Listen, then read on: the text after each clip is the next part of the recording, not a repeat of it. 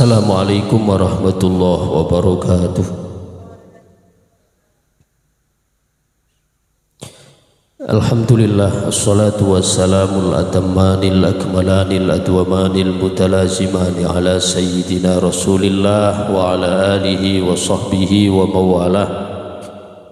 Subhanaka la ilma lana illa ma 'allamtana innaka antal alimul hakim. Subhanaka la fahma lana illa ma fahamtana innaka antal jawadul karim.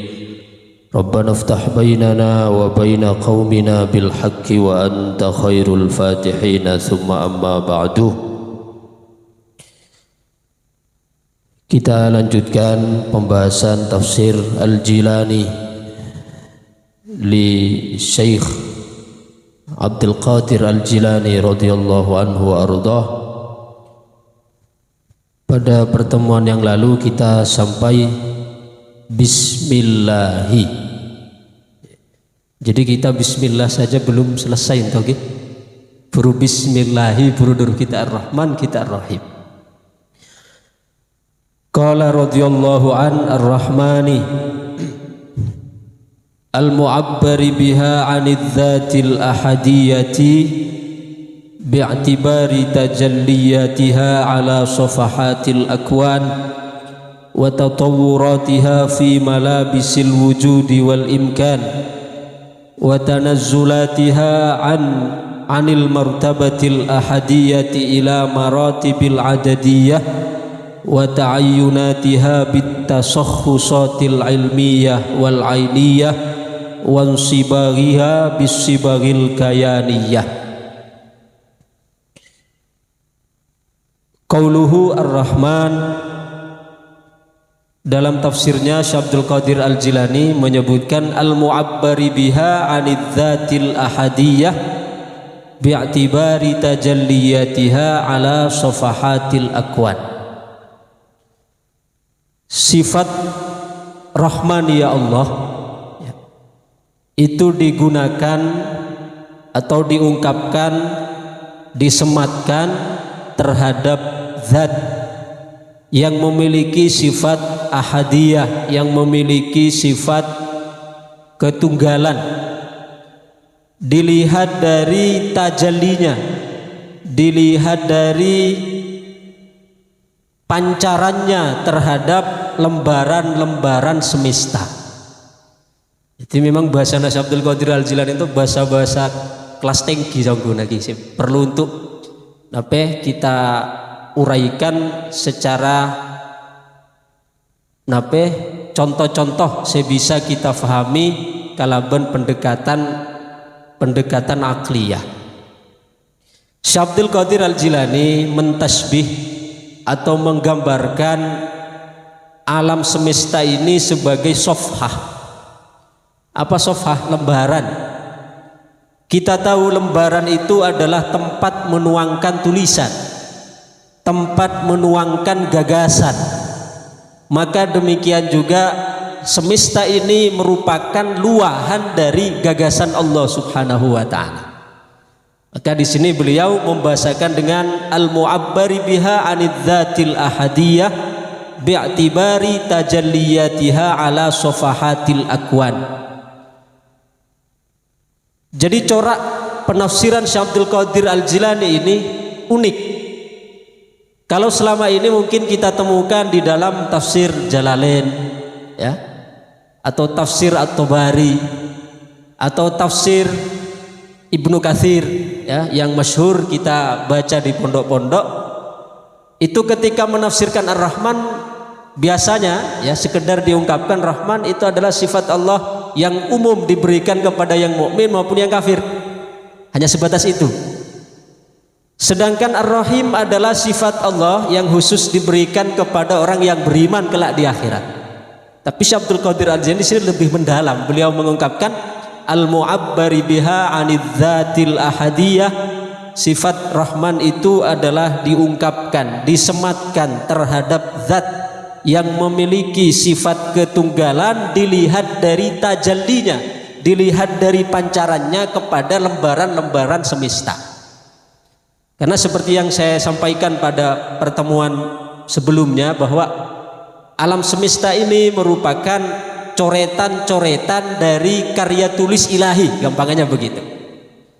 Bukankah ketika seorang ingin meluahkan apa yang menjadi isi pikirannya akan ditulis? Ya jangankan seorang ilmuwan, sekarang saja kita dari Facebook ini sebenarnya kita bisa pahami. Facebook saja ketika kita akan nulis status apa yang Anda pikirkan. Artinya apa yang kita pikirkan itulah yang akan kita tuangkan di lembaran di halaman Facebook.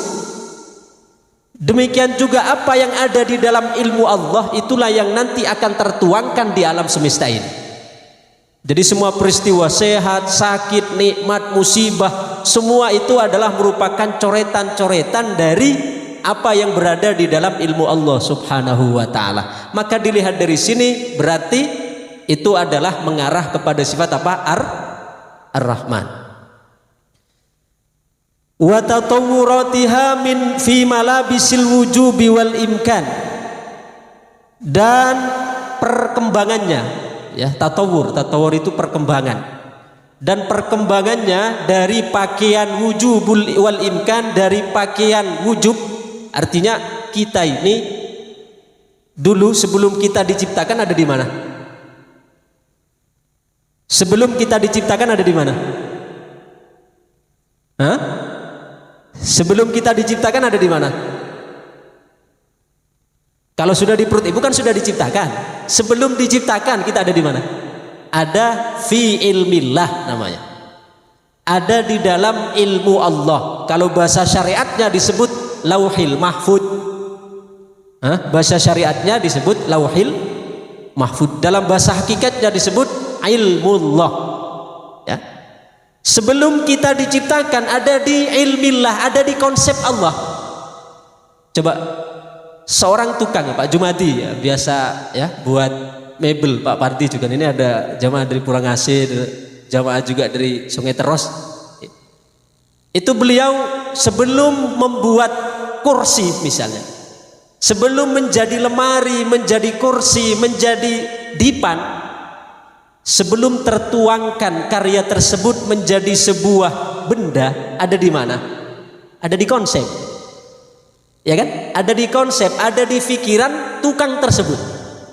Demikian juga kita sebelum diciptakan oleh Allah, ibarat tadi sebelum ini, sebelum jadi meja, sebelum jadi papan tulis, sebelum jadi HP, di mana adanya itu? Ada di dalam pemikiran orang yang punya ide tersebut. HP ini misalnya HP sebelum, saya tidak mempromosikan HP loh ya. HP sebelum kita pegang di mana dulu? Berarti ketika ditanyakan ada di mana, ini kan mengharuskan kita untuk mundur sedikit ke belakang prosesnya. Sebelum saya pegang ada di mana? Di counter. Sebelum di counter di mana? Di pabrik. Sebelum di pabrik di mana? Ada di konsep. Ada di pikiran pembuatnya. Demikian juga kita sebelum ada di bumi ini, sebelum diciptakan oleh Allah, ada di dalam rahim ibu kita, di mana adanya kita? Ada fi ilmillah, ada di dalam ilmu Allah, ada di dalam konsep Allah. Kalau bahasa syariatnya disebut dengan lauhil mahfud. Ini adalah bahasa-bahasa isyarat yang hanya kita akan dapatkan di dalam istilah-istilah tasawuf. Ya, jadi dalam bahasa syariat disebut lauhil mahfud, dalam bahasa tasawuf disebut ilmullah. Kita dulu ketika masih ada di ilmullah, maknanya belum ditiupkan ruh, belum ada jasad, belum ada di dalam kandungan, apalagi ke dunia ini, kita masih berada di fi ilmillah. Maka Allah Subhanahu wa taala senantiasa disifati dengan sifat wujud. Karena wujud ini ada dua kan, ada wajibul wujud, ada mumkinul wujud. Ya, ada wajibul wujud, ada mumkinul wujud. Atau mumkinul wujud ini yang juga disebut dengan jaizul wujud. Wujud. Ada yang pertama wujud wajib. Yang kedua ada wujud jaiz. Atau yang disebut dengan mumkin. Ya. Jadi ada wajibul wujud, ada jaizul wujud atau mumkinul wujud. Siapa yang menyandang sertifikat atau yang menyandang wajibul wujud, yang menyandang wajibul wujud ini hanya Allah. Artinya apa wajibul wujud? Artinya keberadaannya itu adalah azali, yang tidak didahului oleh ketiadaan, tidak diakhiri oleh ketiadaan. Itu disebut dengan wajibul wujud. Jadi yang memiliki wajibul wujud ini hanya Allah. Sedangkan selain Allah, makhluk semuanya ini berada di sini, jaizul wujud atau mumkinul wujud. Apa jaizul wujud atau mumkinul wujud? Yaitu keberadaan yang didahului oleh ketiadaan dan disela-selai oleh ketiadaan. Maka kalau dalam bahasa Quran tentang jaizul wujud ini, ya, dalam surat Baqarah, insyaallah adik-adik sudah sampai ya, apa? Kaifa takfuruna billahi wa kuntum amwatan fa ahyakum tsumma yumitukum tsumma yuhyikum tsumma ilaihi. Nah, ini jaizul wujud. Kaifa takfuruna billah, bagaimana kalian kufur kepada Allah. Wa kuntum amwatan, sedangkan kalian dulu mati. Mati artinya tidak ada. Wa kuntum amwatan fa ahyakum, lalu dihidupkan. Maknanya dihidupkan, diadakan. Kemudian summa yumitukum, setelah ada dimatikan lagi. Setelah mati summa yuhyikum, dihidupkan lagi. Kemudian akhirnya summa ilaihi turja'un, lalu dikembalikan kepada Allah Subhanahu wa ta'ala. Makanya kita disebut jaizul wujud karena keberadaan kita diselingi oleh ketiadaan. Ya, kaifa takfuruna billah wa kuntum amwatan, dulu tidak ada. Fa ahyakum, lalu ada. Kemudian summa yumitukum, kemudian dimatikan. Summa yuhyikum, dihidupkan lagi. Ini kan ada, tidak ada. Maka oleh Imam Ibnu Arabi kita disebut antara ada dan tiada. Ya, berada di antara ada dan makanya karena kita ada dan tiada disebut sebagai jaizul wujud atau mumkinul wujud. Maka di sini bahasa Syekh Abdul Qadir Al-Jilani wa tatawwuratiha fi malabisil wujub wal imkan. Nah, kita dulu ketika masih ada di alam konsep, ya, ketika masih ada di alam konsep, artinya ketika kita masih berada di ilmu Allah, kita juga wajibul wujud. Karena masih ada di dalam konsep Allah. Coba sekarang adanya fana, adanya rusak ketika apa? Ketika wujud. Entoi, ada bangku, kapan dikatakan rusak? Ketika sudah diadakan. Coba ketika masih ada di konsep pembuatnya, apa rusak? Tidak rusak. Demikian juga ketika kita masih berada di ilmu Allah, masih berada fi ilmillah, maka manusia itu belum disebut manusia. Kalau bahasa Qurannya apa? Inna khalaqnal insana min nutfatin amsyajin nabtalihi faj'alnahu sami'an basira. Bukan itu yang di dalam surat Al-Insan apa? Hal ata 'alal insani hinun minad dahri. Apa lanjutannya? Hal ata 'alal insani hinun minad dahri lam yakun syai'am madhkura. Ya, hal ata 'alal insan, apakah tidak datang beritanya kepada manusia hinum minad dahri, pada saat di mana lam yakun syai'am madhkura, manusia waktu itu belum ada penyebutan. Ki sobungnya mana manusia, kita sebut manusia saja, ki beda ilmu Allah. Maka dinten sebutaken wal imkan wa tanazzulatiha anil martabatil ahadiyah ila maratibil adadiyah, yaitu dilihat dari segi integrasi dari yang semula dari alam, dari ahadiyah. Ahadiyah itu kan ketika kita masih berada di ilmu Allah, belum Allah ciptakan sebagai makhluk. Kemudian selanjutnya ila maratibil adadiyah, sehingga kita menjadi turun kepada maratib al-adadiyah. Kalau pada pertemuan yang pertama saya menyebutkan manusia itu adalah apa? Keberadaan kita adalah wujud adadi kan, yang saya contohkan. Satu itu ahad. Ya. Tunggal itu ahad. Kalau satu itu wahid. Sedangkan keberadaan satu itu adalah, kalau kita katakan dua itu satu tambah satu. Tidak bisa dua itu berdiri sendiri. Artinya kita sebagai tadi yang disebutkan ayat kaifa takfuruna billahi wa kuntum amwatan, keberadaan kita, hidup kita semua tergantung dengan Allah Subhanahu wa taala. Itu kan maknanya ibaratnya angka dua itu butuh kepada angka satu. Satu tambah satu jadi dua. Tapi satu berasal dari apa? Tidak berasal dari masa 0 tambah 0 1, enggak. Satu itu adalah berdiri sendiri. Ya, satu itu adalah simbol dari ahad, yaitu ahadiyatullah, yaitu ketunggalan Allah, kemahaesaan Allah. Maka di sini disebutkan oleh beliau wa tanazzulatiha 'anil martabatil ahadiyah ila maratibil adadiyah. Dari yang tingkatan ahadiyah Allah, belum ada makhluk di situ. Ketika Allah menciptakan, kita diciptakan oleh Allah, baru ada bilangan. Karena ketika Allah masih belum menciptakan apapun, kan belum ada apapun dan siapapun di situ.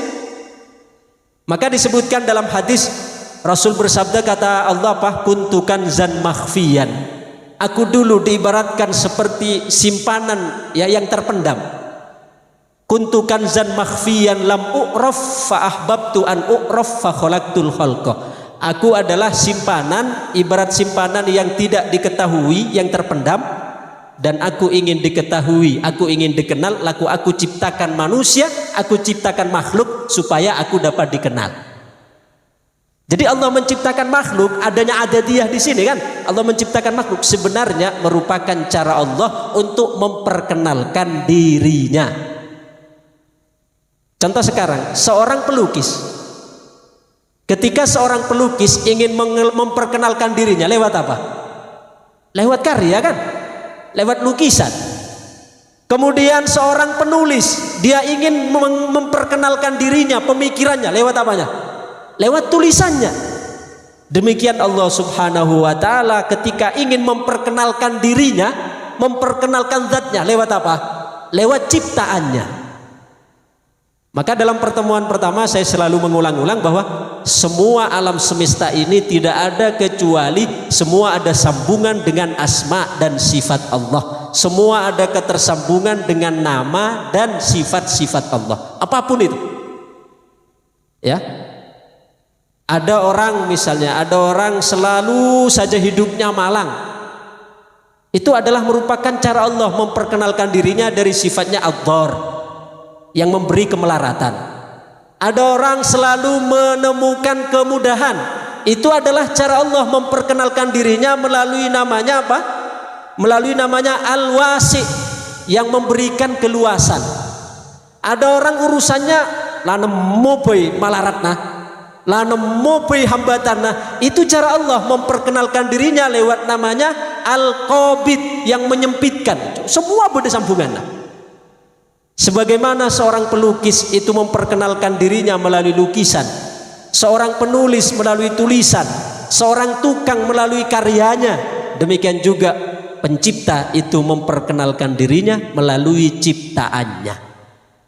Maka dinto sebutakan wa tanazzulatiha 'anil martabatil ahadiyah ila maratibil adadiyah wa ta'ayyunatiha bit tasakhusat al ilmiyah. Huru ketika diciptakan titi nape beda individuasinya mana.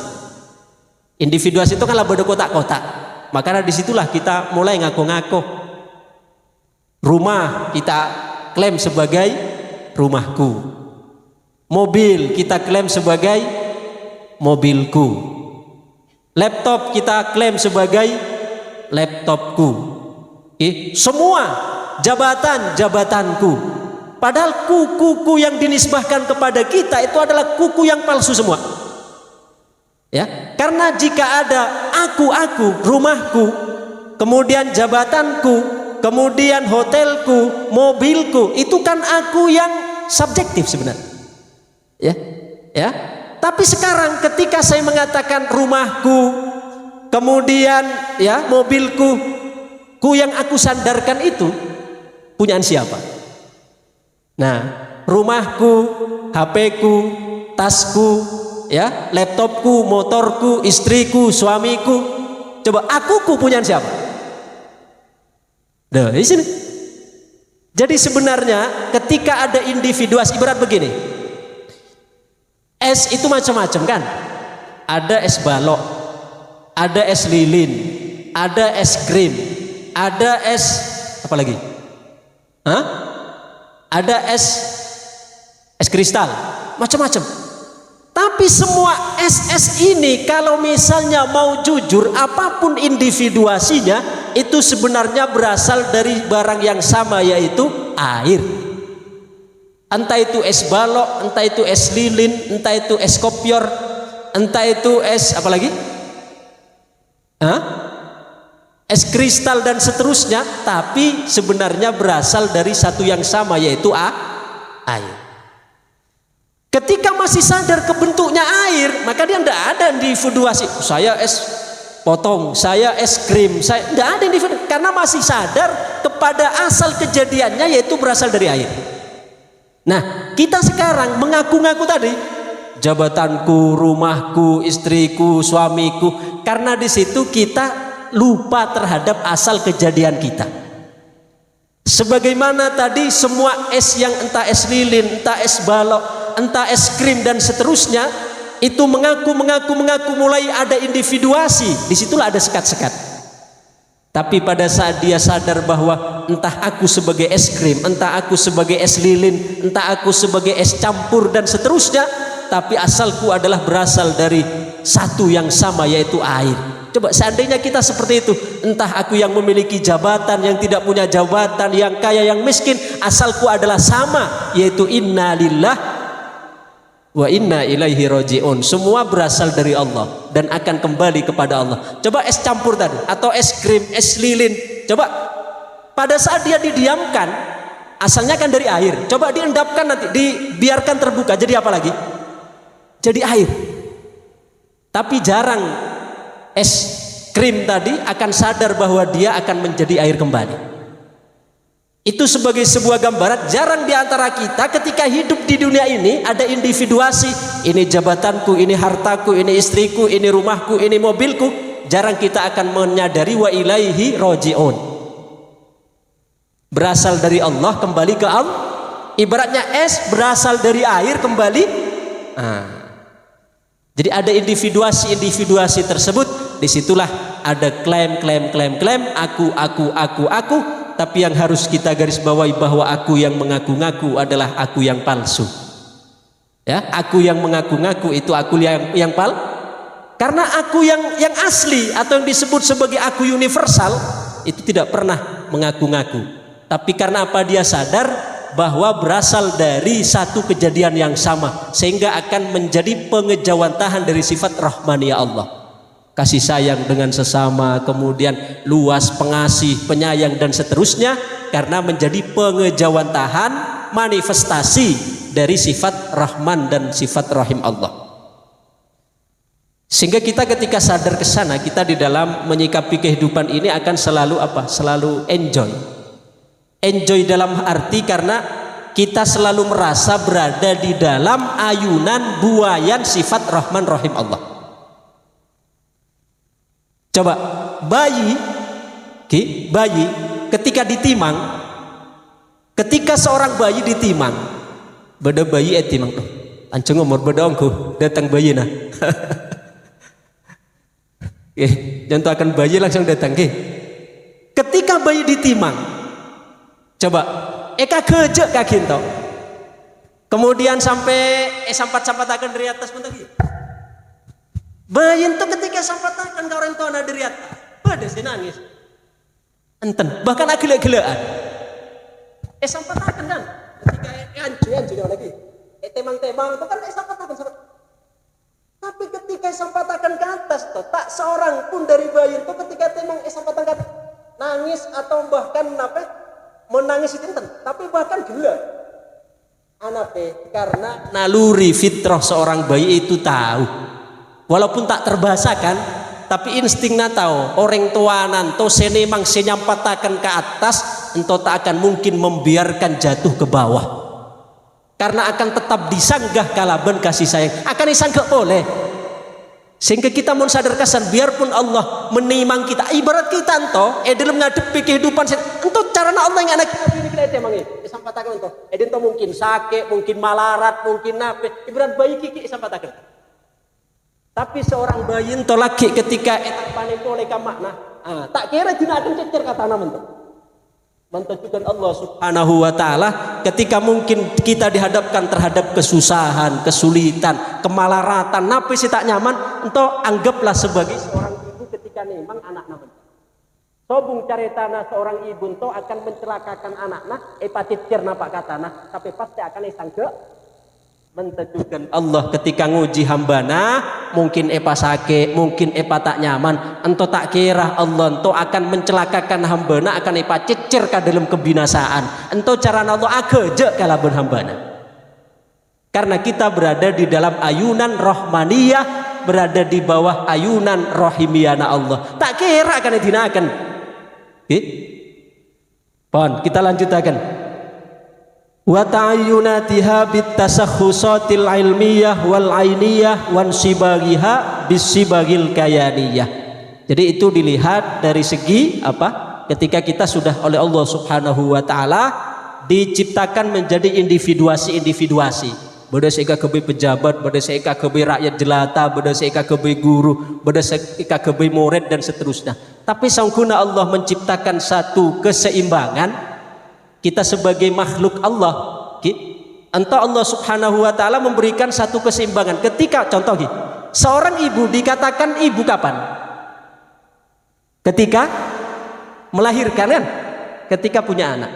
Tapi ingat, saungkuna ketika seorang ibu melahirkan, dia statusnya ya, sebenarnya dengan kelahiran anak tersebut dia juga dilahirkan juga menjadi seorang ibu. Jadi saungkuna pada dilahirkan, si anaknya dilahirkan sebagai bayi, kemudian seibuna dilahirkan sebagai ibu. Coba mau tandi anak disebut ibu, enten. Jadi seorang perempuan mendapatkan dilahirkan statusnya sebagai ibu ketika melahirkan. Berarti adinto seharusnya saya dilahirkan saya nape saungkuna. Pada dilahirkan. Si anak dilahirkan dari janin menjadi bayi, dan otomatis ketika anak dilahirkan maka seorang ibu yang gila, seorang perempuan tadi juga secara otomatis dilahirkan sebagai seorang ibu.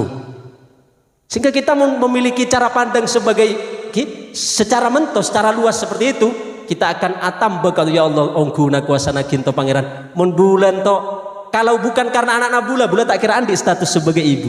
Mentojukan guru seorang murid, ketika seorang anak dilahirkan menjadi murid, maka seorang pengajar juga otomatis dilahirkan sebagai guru.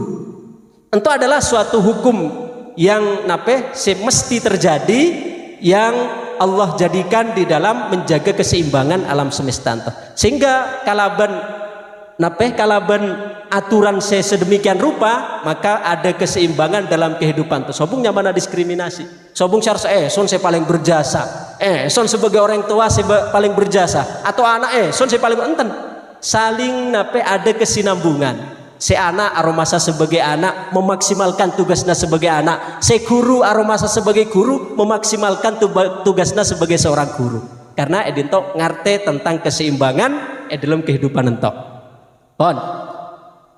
Kemudian lamariki Ar-Rahman, kemudian Ar-Rahimi. Bismillah fi telu minggu ki. Ar-Rahimi al-mu'abbari biha 'anidz dzatil ahadiyah bi'tibari tauhidiha ba'da taktsiriha. Ar-Rahim penyayang itu diungkapkan terhadap zat ahadiyah dilihat dari satu setelah Allah Subhanahu wa taala menciptakan makhluk ini. Jadi rahmaniyah Allah dilihat dari segi ahadiyah sakitaan Allah menciptakan, sedangkan rahim itu adalah ditinjau dari segi Allah ketika telah menciptakan makhluk atau yang disebut dengan wahidiyah.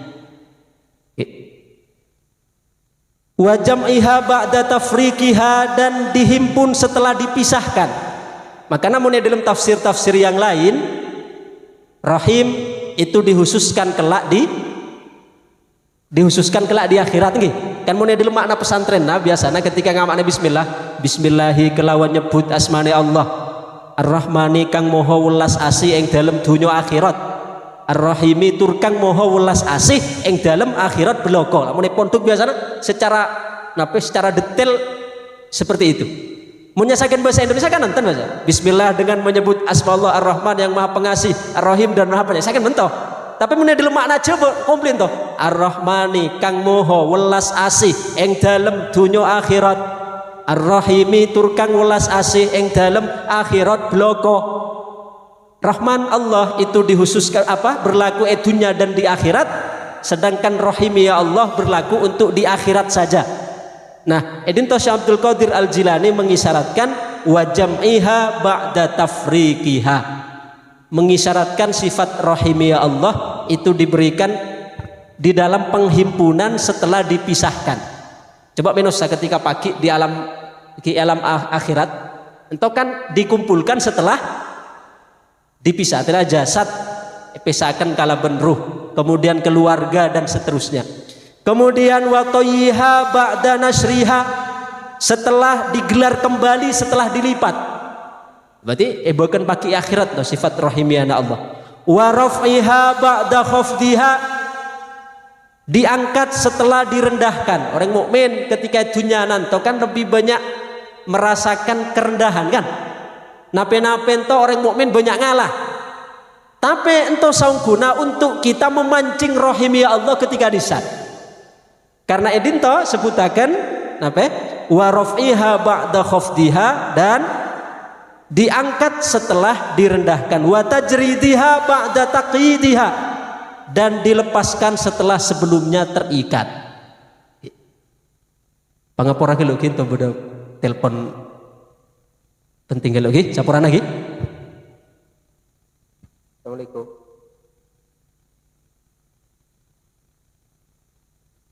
Halo. Anu pengajian. Ya kira. Waalaikum.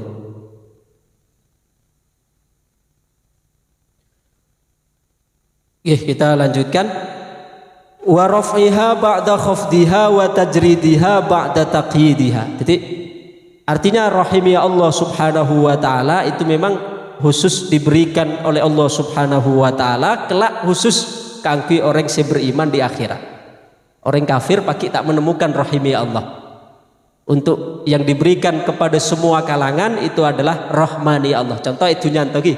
Allah beri fasilitas. Atau kalau kita sebut kemarin nikmat apa? Pembahasan yang lalu nikmat imdad. Nikmat imdad, nikmat fasilitas. Nikmat fasilitas itu Allah berikan untuk yang beriman saja? Tidak, yang beriman diberi, yang tidak beriman juga diberi. Kesehatan apa diberikan hanya untuk orang yang beriman? Tidak, diberikan kepada orang yang beriman maupun yang tidak beriman. Itu berasal dari rahman ya Allah. Tapi untuk sifat rahimi ya Allah itu diberikan hanya untuk orang-orang yang beriman saja. Maka di dalam biologi Pak Jamal, tempat seorang bayi berada atau ketika di dalam kandungan apa mana? Rahim. Apa yang disebut rahim? Apa yang disebut rahim? Coba bahasa apa rahim untuk Pak Jamal? Beda dalam bahasa Latin apa Pak Jamal? Dan uterus. Nah, bahasa ilmiahna uterus ya pun Pak Jamal. Tapi apa mak katik sebut rahim? Ento sangguna merupakan bahasa tauhid tingkat tinggi toh, masuk menyelinap ke dalam bahasa biologi Pak Jamal. Karena rahim ento adalah berasal dari sifatna Allah ento, Ar-Rahman Ar-Rahim. Anape seorang janin ketika kibadai kandungan sebut rahim? Karena ketika badai dalam kandungan ento menggambarkan 100% tentang kasih sayangna Allah secara mutlak tanpa campur tangan naminusa. Marah bayi ketika berde kandungan, saya rasa nolongi. Ketika berde dalam kandungan tak pernah, padahal tempatnya sempit, sempatnya kene, kemudian mungkin nyaka dirian dalamna, tapi janin si berde dalam rahim tak pernah sambat.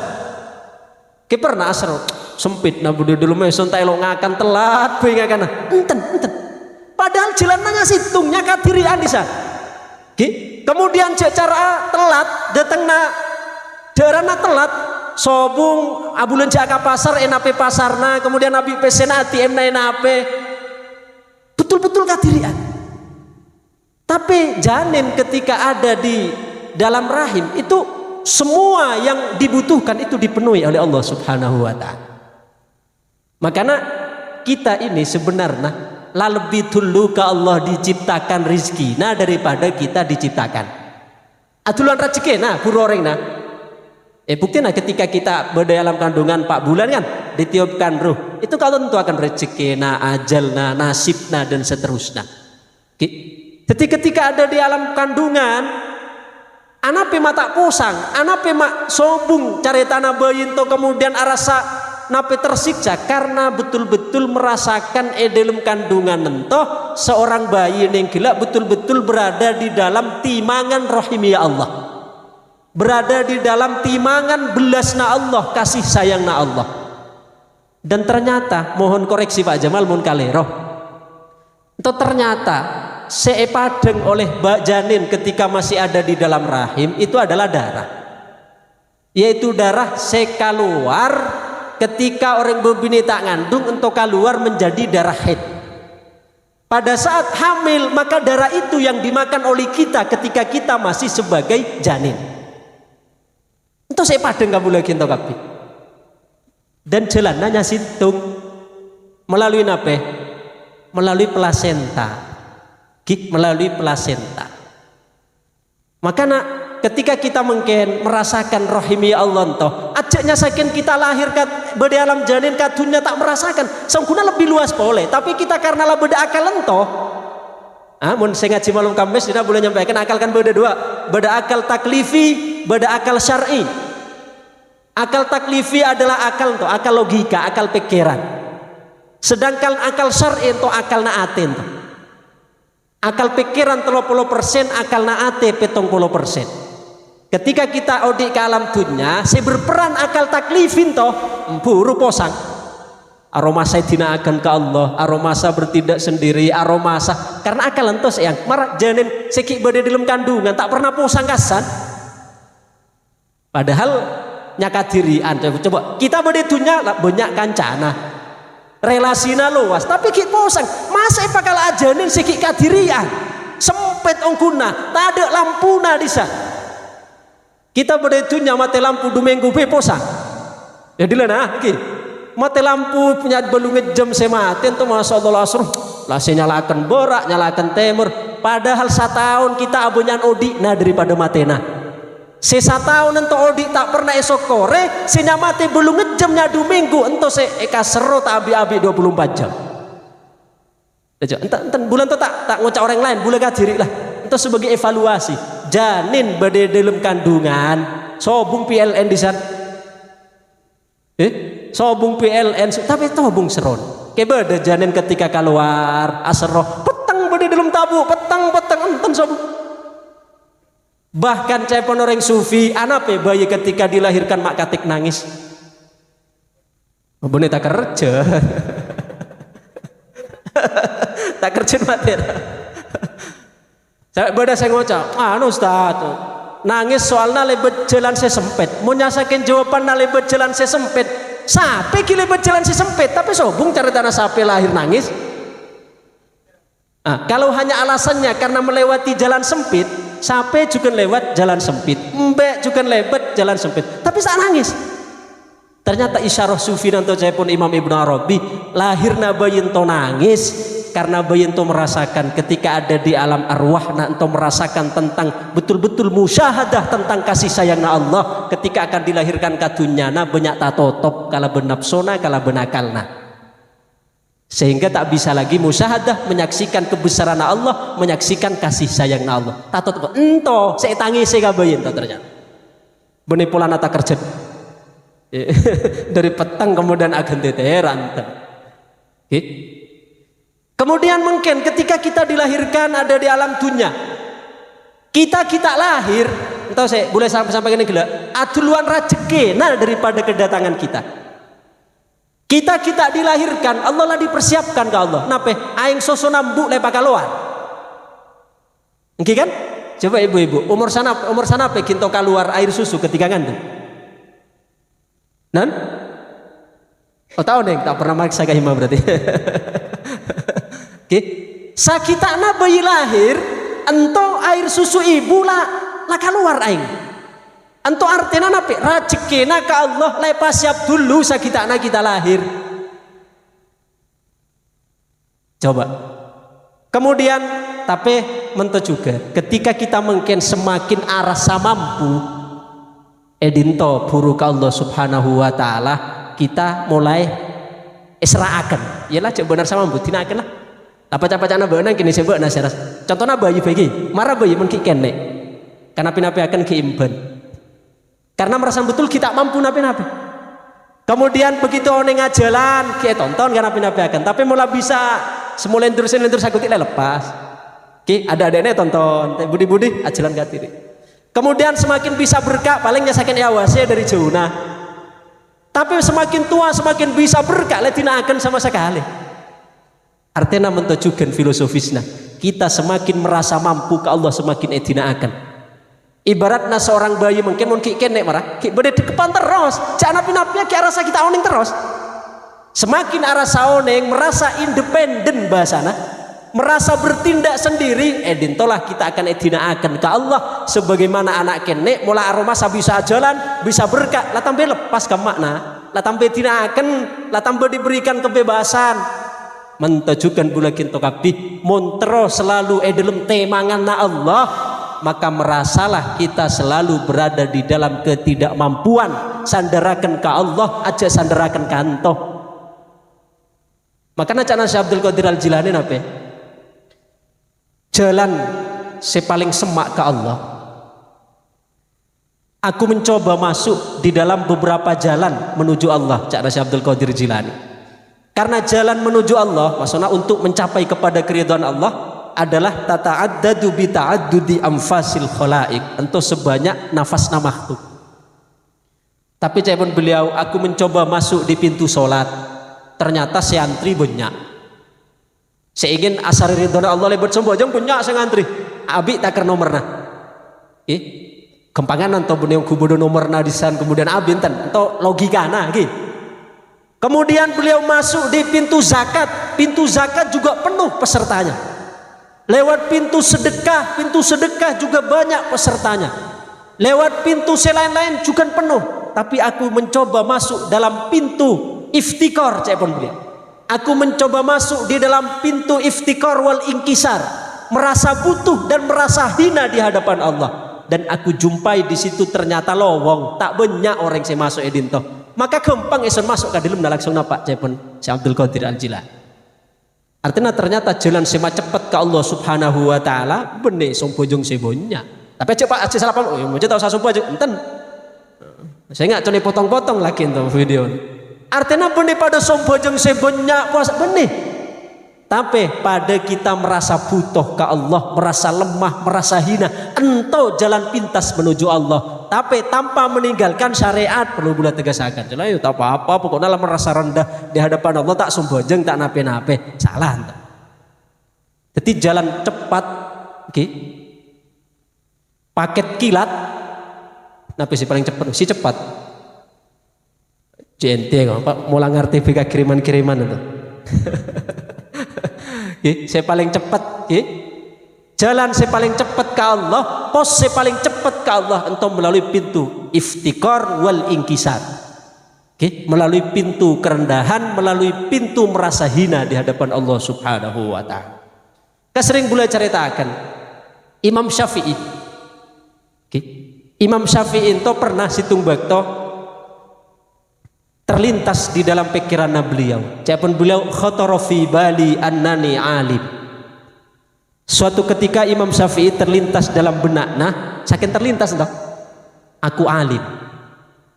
Padahal entonya saking lebet pikiran, benih diucapkan hanya terlintas di pikirannya aku alim. Bagi kita kan dosa apa enten toh? Enten kan? Soalnya tak diucapkan. Tapi para aulia, walaupun itu hanya merupakan sebuah lintasan yang melintas di pikiran, entah sudah dianggap sebagai suatu kesalahan besar. Ketika terlintas annani alim, euji ke Allah. Sekali berimam Syafi'i ngimami sompejeng maghrib maca Fatihah aputer-puteran. Sekali berimam Syafi'i, ya pada biasanya surat-surat serawan aputer-puteran itu pertama surat Al-Kafirun gitu.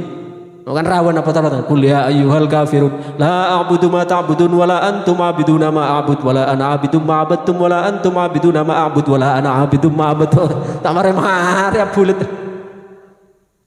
Ento tak pikir orang mulana apa apes napas kikiai raja salah juga ternyata ento. Nah, contohnya Imam Syafi'i itu Fatihah pada boleh tabat satara Bismillahirrahmanirrahim tabat yada abi lahabi wa tabat yada abi lahabi wa tabat apa terusin ayat pertama. Imam Syafi'i ngimami maghrib baca Fatihah puter-puteran.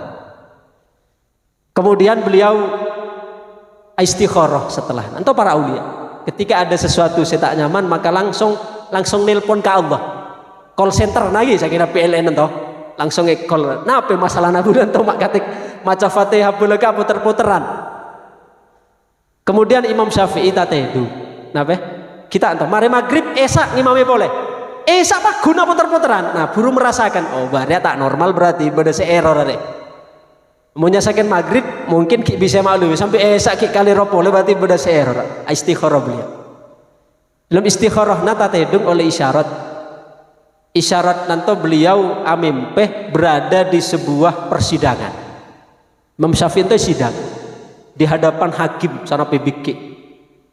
Senape diputuskan Imam Syafi'i itu dalam persidangan nah karena kesalahan nasitung nih gila terlintas pikiran bahwa dirina alim ka hakim diputuskan Imam Syafi'i kudu dihukum mati.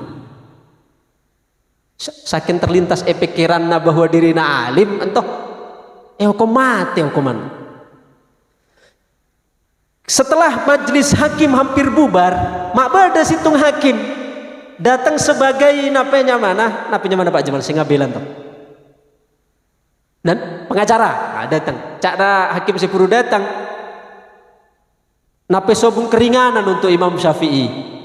Imam Syafi'i itu bagaimanapun walaupun memang salah terlintas pikiran mentoh, tapi masa sobung dispensasi sama sekali.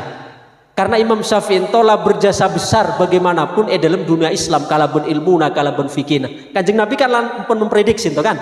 Saya pun Kanjeng Nabi akan datang seorang dari Quraisy yamlaul ardo fikhan wa fahman wa ilman. Akan datang dari kalangan Quraisy seorang laki-laki yang akan memenuhi bumi ini dengan ilmu dan fikih. Gitu Imam Syafi'i. Akhirnya singkat cerita dari hasil pengacaraan yang gila diputuskan Imam Syafi'i abulih okomamate oleh dispensasi oleh kemudahan yaitu okomananto esoroh disuruh mencari orang yang paling hina di muka bumi disuruh cium tangannya. Nah, jadi dari semula disuruh hukum mati sekarang diberikan kemudahan hukumannya itu disuruh mencari orang yang paling hina di muka bumi disuruh mencium tangan. Waktu itu beliau sudah ada di Mesir. Sudah periode madhab jadid karena saya itu kan punya dua madhab, madhab qadim ketika masih ada di Irak dan madhab jadid ketika sudah pindah ke Mesir. Itu sudah di Mesir. Kita beliau keliling di Kairo. Yang mana orang yang sekiranya orang paling hina di dunia ini, keliling jalan raya, keliling pasar. Beliau menjumpai seorang di pojokan pasar di Mesir itu ada seorang yang berpakaian menjijikkan. Dikerumuni oleh lalat-lalat hitam, kemudian semerbak bau yang begitu menyengat. Maka Imam Syafi'i langsung terbesit, barangkali ini orang yang dimaksud di dalam mimpi saya yang disuruh cari untuk saya cium tangannya. Maka Imam Syafi'i mendekat. Ketika Imam Syafi'i mendekat mau diambil tangannya untuk dicium, tiba-tiba orang tersebut menampar wajah Imam Syafi'i tanpa elek Imam Syafi'i. Sehingga cara orang iklan apa? Ta'adab ya Syafi'i, beradablah engkau wahai Syafi'i, karena aku adalah yang menjadi pengacara di dalam pengadilan itu. Ternyata si pengacara dalam pengadilan nanti sehingga Imam Syafi'i soroh beri kemudahan dari seawal dihukum mati untuk mengenai soroh orang yang lebih rendah. Ternyata orang itu saya dalam pandangan Imam Syafi'i orang yang paling rendah satu. Berarti orang sarung bener apa yang tertentu? Bener. Ternyata nominal aulia juga. Pak bisa oleh kami penawarin apa? Padahal itu buru itu pikiran. Mungkin kita lah beli pikiran boleh, nak keluar. Ataupun tak akan hukum Allah. Tapi kita merasa nyaman baik. Kocak baik-baik saja. Apa sih nilai pakun? Pekerjaan ya pakun lancar, urusan pakun lancar. Berarti hubungan saya dengan Allah pakun baik-baik saja itu kayaknya menghubungkan kalaman Allah tak baik-baik saja, tak seharusnya rezeki sempit, tak harusnya langsung ikhlas sakit enten, tapi itu bisa dilihat berupa prestasi spiritual. Kita mungkin sebelumnya merasakan manusia ibadah mungkin mahilah itu di antara hukuman Allah. Jadi jangan kira sangat binantos kita tuh pakun rezeki itu dia pakun lancar, kemudian sehat ya makin terjaga, benar. Tapi ketika kita dulu pernah mengalami ibadah, merasakan cek nikmat nah ibadahnya masalah ke Allah, mungkin masalah Allah hamba, kita harus curiga ini diantara barangkali hukuman Allah yang akibat dari kesalahan-kesalahan yang kita lakukan. Tapi orang-orang yang mencontoh sensitif dalam arti ketika ngelakuin kesalahan langsung ke Allah tegur di rumah ini. Orang-orang pilihan, tapi mau kita orang-orang yang tak pilihan eta gurbana kadang kita tak romasem agar pada ungkapan nonton wallabibu bil isyarati yaflahu, seorang yang cerdas itu akan paham cukup dengan isyarat. Wallabibu bil isyarati yaflahu, seorang yang cerdas itu akan paham dengan cukup dengan isyarat. Tapi sebaliknya wal jahilu la yafhamu illa bid-darb, orang yang saya tak cerdas itu tak kira paham tak kira ketok kalau nak paham. Tapi menurut saya cerdas wallahi bil isyarati yafham. Laki itu cukup ngerti lah, mungkin itu terbukti misalnya mau istri saya cerdas cukup ngabis kira ngerti. Oh laki saya terbukti. Mentah juga bapak-bapak pun cerdas cukup ngerti ketika ibu-ibu mungkin ternyata pereng nak tiba-tiba nyareng. Kemudian pola tiba-tiba ngaruh kalau berarti barangkali itu adalah isyarat bulan Nabi kan? Wallabibu bil isyarat yafham, seorang yang cerdas itu akan cukup paham dengan isyarat. Berarti atau kita kesimpulan kita hidup tidak lepas dari ayunan sifat Rahman dan Rahim ya Allah. Mungkin kita sadar bahwa kita tuh sebenarnya berada di dalam ayunan Rahman dan Rahim Allah ya dalam menjalani kehidupan atau anak ini lah saya tema kemana tuh pas kena sambatan ke atas tak nangis gila-gilaan bahkan anak karena naluri bayi toning mana ya sampai tak kira ngajuna kena sujud cerkata anak apa cilaka tidak. Tapi seorang ibu itu ketika habis mengangkat anaknya dilemparkan ke atas itu akan disanggah kembali dengan pelukan kasih sayangnya. Menunjukkan Allah Subhanahu wa Ta'ala ketika menguji kita mungkin kalau hal-hal kita nyaman untuk ibaratnya seorang ibu sini memang negeri sampatakan ke atas sanggah boleh sampatakan sanggah boleh, artinya kita selalu berada di dalam ayunan sifat Rahman dan Rahim Allah Subhanahu wa Ta'ala. Bisa nanti mungkin selesai bahasan Bismillah sehingga ada pertemuan selanjutnya insya Allah masuk Alhamdulillah bila hatam bagus untuk Bismillah itu kali pertemuan bila saat hatam lagi saat hatam karena tujuan kita itu benar untuk hatam tapi tujuan kita ngaji itu untuk paham lagi benar untuk hatam karena paham itu tertinggi tingkatan ilmu itu pertama oningnya tahu, kedua ngerti, ketiga paham. Jadi paham itu tingkatan tertinggi. Oneng itu sekedar informasi. Oh ya Bismillahirrahmanirrahim sifat Allah. Rahman diberi dunia akhirat, ibakan kasakabina makhluk ar-rahim, ibakan kasakabina itu yang mana tahu oning di atas kantongan mulai itu lah mulai nyerap ke hati, mulai merasukkan toh bukan entah apa yang merasuki begitu cepat virus dulu artinya sifat-sifat ilmu nanti lah mulai kan telah mulai meresap, sedangkan munfaham telah menjadi laku. Jadi pada tahu, ngerti, paham. Jadi tujuan kita ngaji ini adalah bukan untuk hatam misalnya. Dia pun hatam, sampai boleh sampai juz. Atau juz satu dia hatam namanya. Sedangkan cakap bina sampai juz 6 jilid itu sama tokap, sama tuar sejilid. Tapi sekali lagi tujuan kita bukan untuk hatam, tapi tujuan kita adalah untuk apa paham. Jadi gila, benar sekedar warning, tapi bermangar kadar mate, saya sebut ngarte. Dan yang tertinggi yaitu bagaimana kita bisa faham. Faham itu adalah apa yang kita pelajari, apa yang kita kaunengi nanti akan terjemahkan ke dalam perbuatan, ke dalam rasa kita. Entah disebut oleh Rasul ahlullahi hum ahlul fahmi.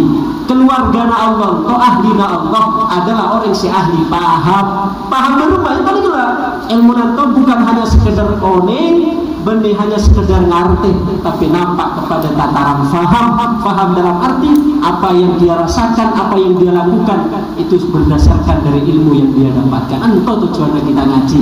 Jadi tujuan kita ngaji adalah benih untuk hatam, tapi untuk paham. Ja'alana Allah Ta'ala min ahli fahmi wa ahli irfan ya rabbal alamin. Sallallahu ala sayyidina Muhammadin wa ala alihi wa sahbihi wa sallam. Walhamdulillahi rabbil alamin.